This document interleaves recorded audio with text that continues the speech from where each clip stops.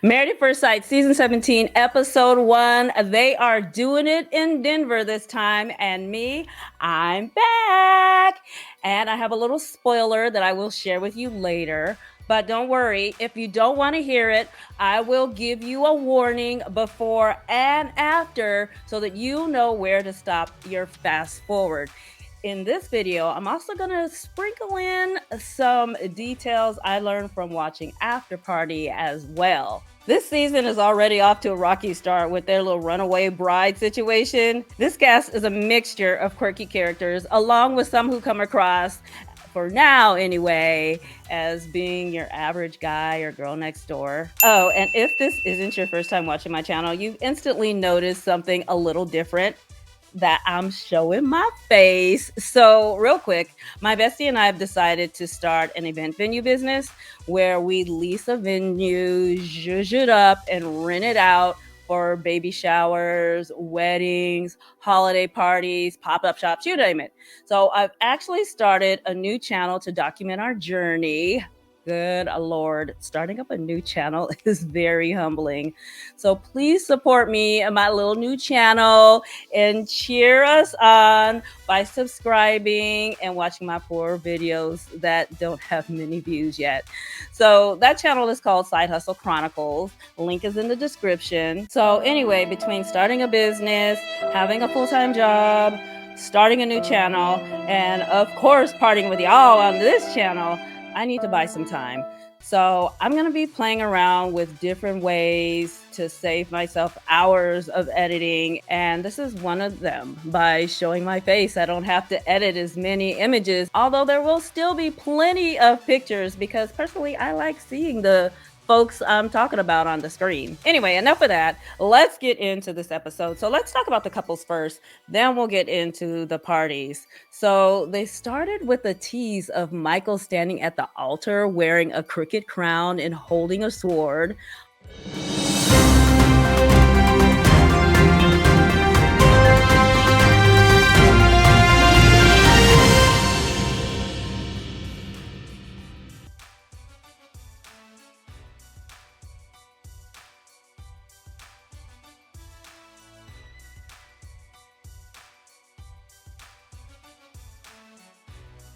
They tried to build up tension by doing time lapse of how long he was waiting at the altar.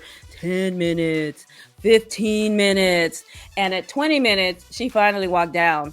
I literally know people who were an hour late to their own wedding, so 20 minutes doesn't seem like that big of a deal to me, especially since this is a TV show, so I expect him to be standing there for a long time, like while they get the various shots they needed at different camera angles. Anyway, they finally show her walk down the aisle. Well, the back of her head, anyway. She's by herself, and then they edited the crap out of that scene.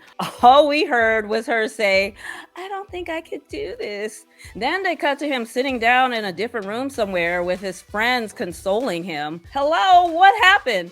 It was like being at a theater and going to the restroom during a pivotal part in a movie and coming back all lost, like, what did I miss? Everybody who does this show, when it comes time to walking down the aisle, says, "I don't think I can do this." So we've heard it 1,000 times. So hearing her say that isn't enough information for us to be gasping at this woman like, "Oh, I can't believe it." Those editors went at that scene with a hacksaw. They cut that joker up. I suspect they'll show us more when it comes time to showing their full wedding segment. On Afterparty, Keisha said that the bride made the decision not to go through with the wedding before walking down the aisle. So if you want to know how the producers are going to handle this unusual turn of events, that's my spoiler. And if you don't want to know, then now is the time to fast forward to the alarm like this one. That one marks the end of the spoiler. Okay, so according to MAFS fan, shout out to my girl, the Married at First Sight Instagrammer, the producers decided to bring in the runner-up bride, if you will, which is Chloe. Now, if you watch my introduction video to this season, I told you that Michael's bride is Chloe. What I didn't know at the time is that she was gonna be his second bride. Yes, child, they done dusted off an applicant that didn't make the cut and pasted her right into Michael's story. They did show her in some of the previews before the season started, but she has not been featured on the show so far. So when all is said and done, they will have 5 couples get married. Now, let's keep going.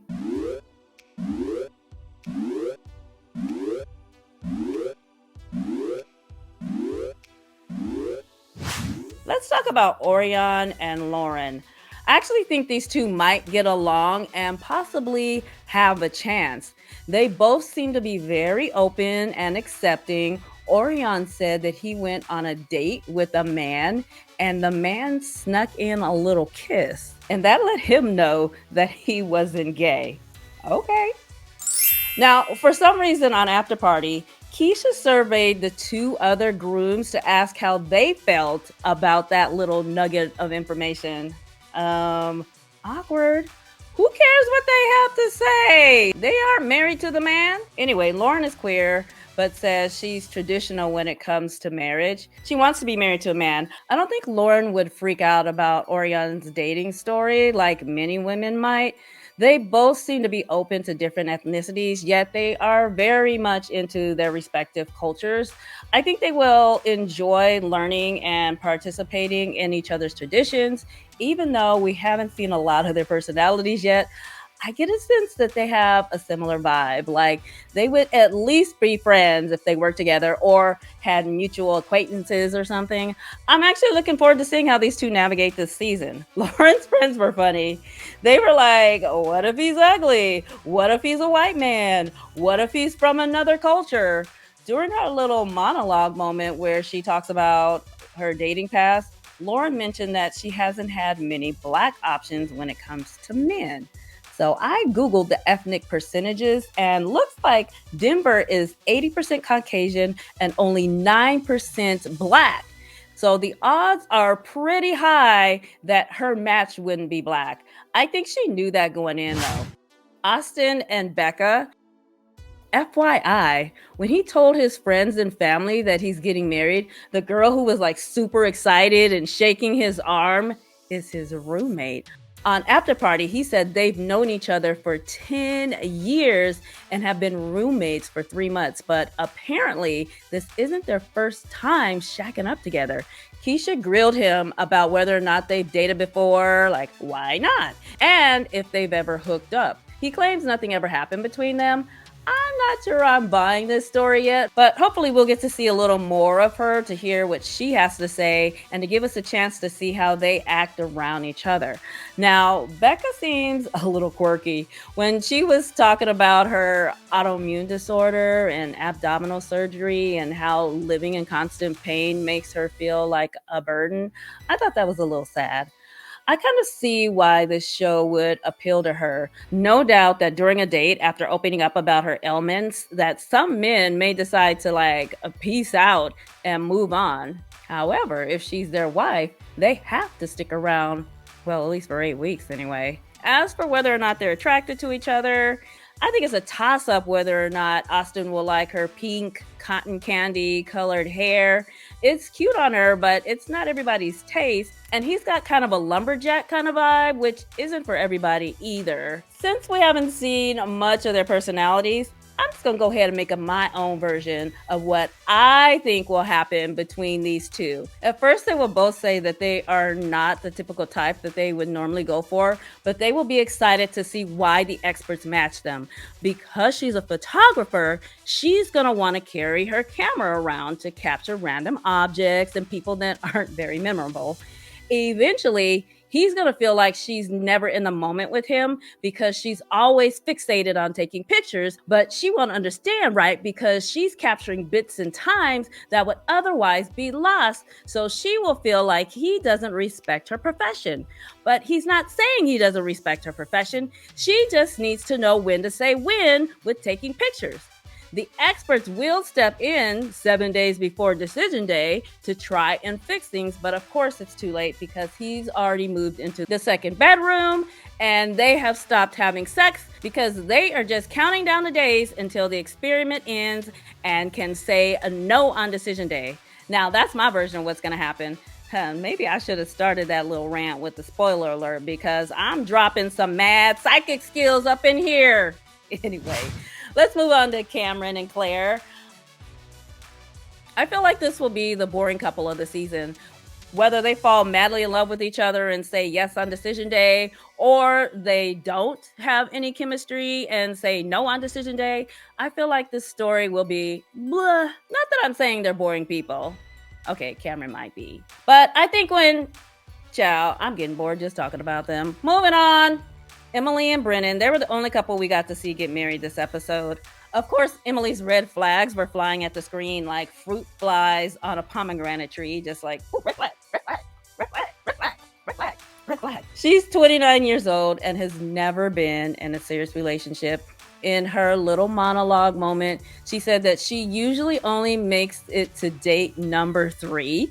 She likes them and believes it's mutual, then things up with the man ghosting her just about every time. She said, I don't get it, but here we are. She doesn't think it's her, it's them. Girl, the common denominator in all of these scenarios is you, boo-boo. One of her best friends spilled the tea on Emily during her confessional. You know when someone starts off their sentence with, I love Emily so much and I don't want to talk shiz about her, but you know that what comes next is going to be her talking shiz. She said, in order for Emily to be a good wife, she needs to learn how to focus on the other person because she thinks about what makes her happy, what she wants, what works for her long term. She needs to take a step back and think about someone else in her life. Holy schmoly, that pretty much sums it up.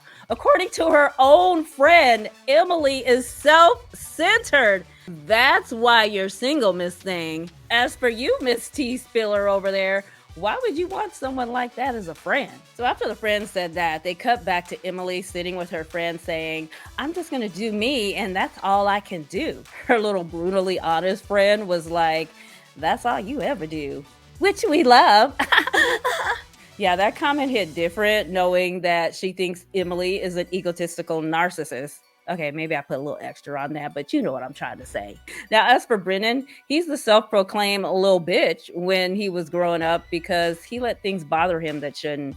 He grew up with parents who had a toxic relationship, and their lack of communication negatively affected his personality. So he talks about the New Yorker coming out of him when he gets ticked off or really passionate about something. Child, if you're a hothead, just say you're a hothead. Don't blame it on New York. Of course, when it comes to walking down the aisle, they were both nervous. Leading up to that, Emily was oddly calm and claimed to not be nervous. But once they showed her the door, she started sweating and had to stand outside in the snow to cool off. She was so nervous. On Afterparty, she said she always runs hot, but that's not what that was.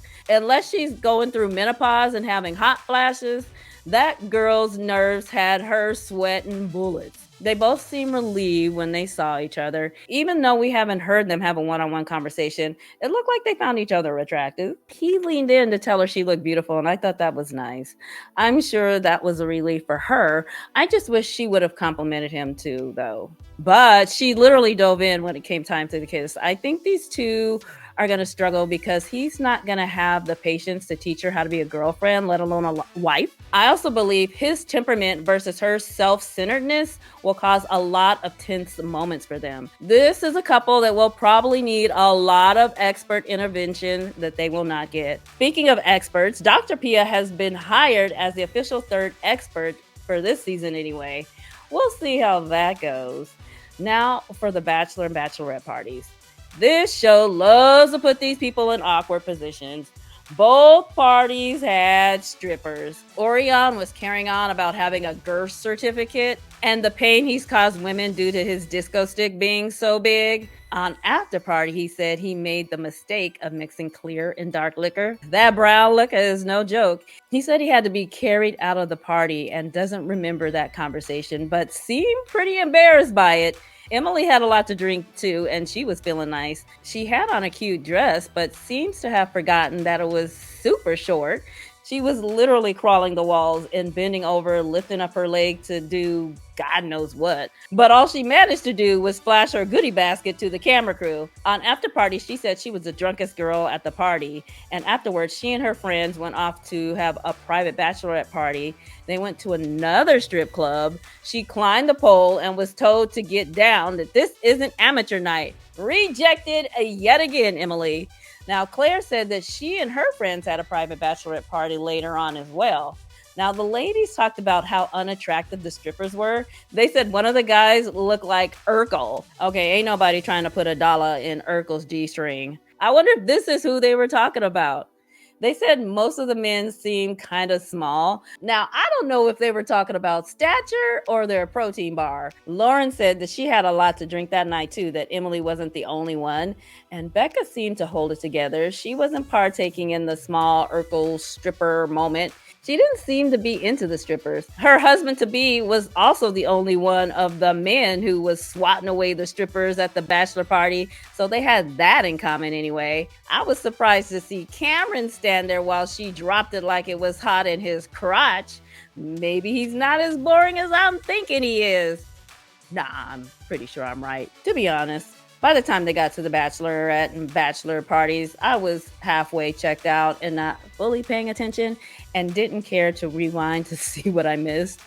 So, on an after party note, I noticed that all the men had on their wedding rings. They start taping this show after decision day, so everyone has to pretend as if this were in real time. Interesting that no one caught that the only ones who should have had on their wedding rings was Austin and Emily, since all the other people aren't supposed to be married yet. All right, so the new season is off and running. Let's see where it takes us, and hopefully it won't feel like 6,957 episodes like last season did. Well, that's all I have for now. Thanks for rocking with me and my face. See you in my next video.